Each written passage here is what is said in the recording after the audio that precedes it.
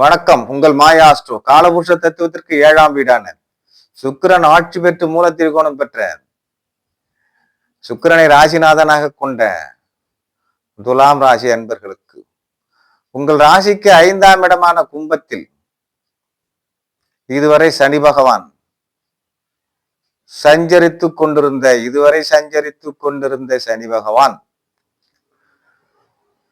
விசுவாவசு வருஷம் மாசி மாசம் 22ஆம் தேதி வெள்ளிக்கிழமை காலை 8:24 ஆங்கிலம் 6/3/2026 அன்று பூரட்டாதி 4 பூரட்டாதி 3 பூரட்டாதி 4, அதாவது என்னன்னு கேட்டீங்கன்னா, கும்பராசியிலிருந்து குருவின் வீடான மீன ராசிக்கு 6ஆம் இட பெயர்ச்சியாக சனி பகவான் சஞ்சரிக்கிறார்.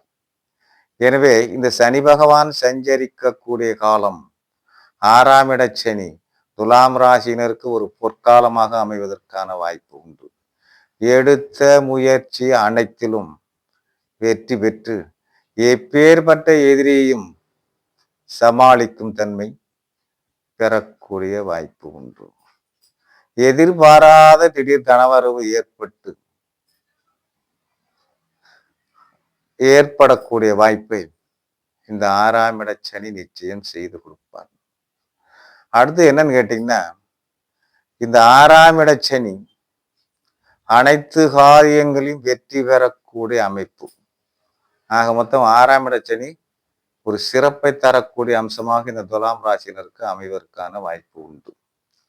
அடுத்து 6/3/2026 இருந்து 6/4/2026 வரை பூரட்டாதி நட்சத்திரத்தில் குரு சாரத்தில் ராசிக்கு என்னன்னு கேட்டீங்கன்னா, 3க்கும் 6க்கும் உடைய குரு பகவான் சாரத்தில் சனி பகவான் சஞ்சரிக்கக்கூடிய காலம் மத்திம பலன். தனது சுயமுயற்சியில் கொஞ்சம் தடங்கள் ஏற்படுவதற்கான வாய்ப்பு உண்டு. அடுத்து 6/4/2026 இருந்து 15/4/2027 வரை உத்திரட்டாதி நட்சத்திரம் சனி பகவான் தன்னுடைய சுயசாரத்தில், அதாவது உங்கள் ராசிக்கு 4 மற்றும் 5ஆம் அதிபதி சாரத்தில் சனி பகவான் சஞ்சரிக்கக்கூடிய காலம் உத்தமமான பலனே.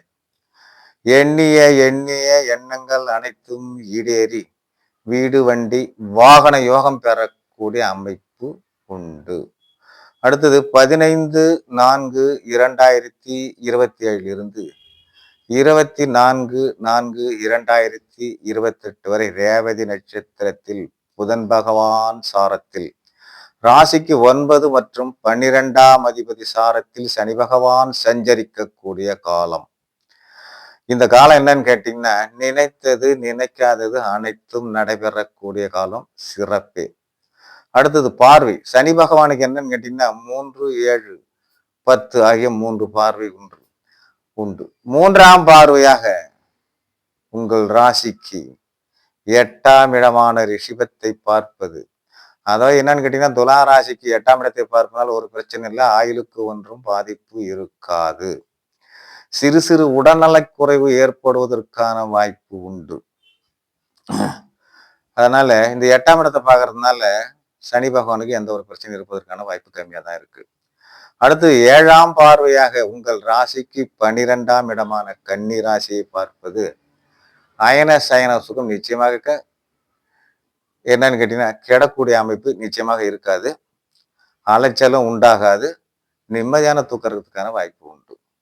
அடுத்தது 10ஆம் பார்வையாக உங்கள் ராசிக்கு 3ஆம் இடமான தனுசு ராசியை பார்ப்பது எடுத்த முயற்சி புதிய முயற்சி அனைத்திலும் வெற்றி பெறுவதற்கான வாய்ப்பு உண்டு இந்த துலாம் ராசியினருக்கு. அடுத்தது 6ல் நின்ற துலாம் ராசிக்கு என்ன அப்படின்னு கேட்டீங்கன்னா, மிக மிக மிக சுப பலனை என்று சொல்லக்கூடிய அமைப்பு. என்ன கேட்டீங்கன்னா, நீங்க எதா இருந்தாலும் புது முயற்சியில் இறங்கினா நிச்சயமா வெற்றி பெறலாம் என்கின்ற அமைப்பு இந்த 6ஆம் இட சனி செய்து கொடுக்க வாய்ப்பு உண்டு. அடுத்தது இந்த சனி பகவான் உங்களுக்கு மென்மேலும் யோகத்தை கொடுக்க நீங்கள் என்ன அப்படின்னு கேட்டீங்கன்னா, குச்சனூர் சென்று சனி பகவானை வழிபட்டு வாருங்கள். துலாம் ராசியினருக்கு இந்த சனியின் 6ஆம் இட சனியால் மென்மேலும் யோகம் பெறலாம் என்று கூறி மற்றொரு வீடியோவில் சந்திப்போம். நன்றி.